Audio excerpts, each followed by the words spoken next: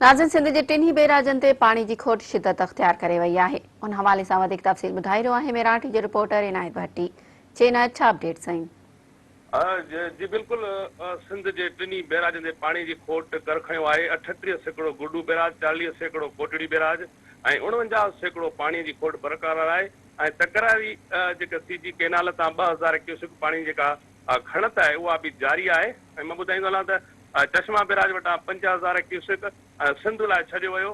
जेकॾहिं बारिशूं न पयूं त ईंदड़ कुझु ॾींहंनि में सिंध में पाणी जी अञा बि वधीक खोट थी सघे थी। ऐं मां ॿुधाईंदो हलां त गुडू बैराज जा वाह अञा बंदि पियल आहिनि। ऐं जेका खोट जेका अॼु जेका ताज़ी जेका सूरत हाल आहे उहा इहा आहे त सखर बैराज जेका डिक्लेयर कई वई आहे 44.3 ऐं जेको आहे सो जेका गुडू बैराज आहे उहो 47.37 सैकड़ो खोट आहे। ऐं जेका कोटड़ी बैराज आहे उन ते 46.35 जेका खोट आहे। सिंध में जेका टोटल जेका खोट आहे उहा 46 सैकड़ो 35 रिकॉर्ड कई वई आहे। ऐं मां ॿुधाईंदो हलां त जेको पंजाब जेका सूरत हाल आहे, पंजाब में 7.9 मजूमी तौर जेके बैराजूं आहिनि उनमें खोट आहे।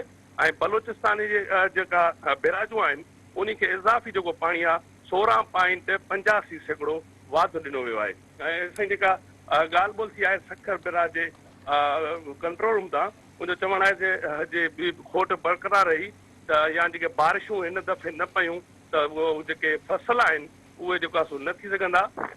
ऐं जेका सखर बैराज में जेका 38 सैकड़ो ऐं गुडू बैराज 49 जेको सैकड़ो आहे, कोटड़ी बैराज जेके आहे ऐं साॼे पासे खां निकिरल जेको राइस केनाल जी जंहिंखे हिन वक़्तु सिर्फ़ु सखर बैराज ऐं साॼे पासे खां निकिरल जेके पासा आहिनि उहे सिर्फ़ु पीअण जे पाणीअ लाइ 1800 क्यूसेक पाणी छॾियो पियो वञे।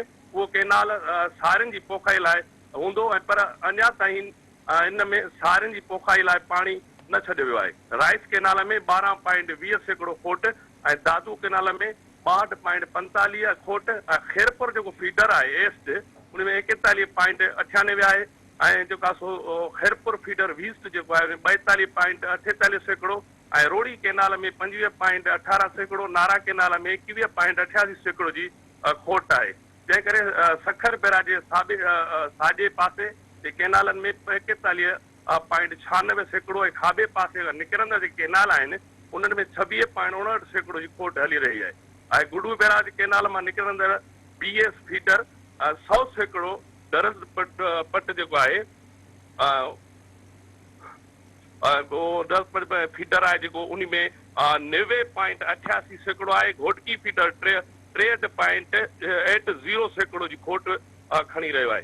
ऐं सखर जेके असांजी ॻाल्हि ॿोल थी जो सखर जे कंट्रोल जेको इंचार्ज आहे अब्दुल अज़ीज़ आहे, उनजो चवणु आहे त जेकॾहिं ईंदड़ कुझु ॾींहंनि में बारिशूं न पयूं त मथे पाणी जी सूरत हाल बहितर न थी त सिंध में अञा पाणी जी खोट जो इज़ाफ़ो थियण जो इम्कान आहे।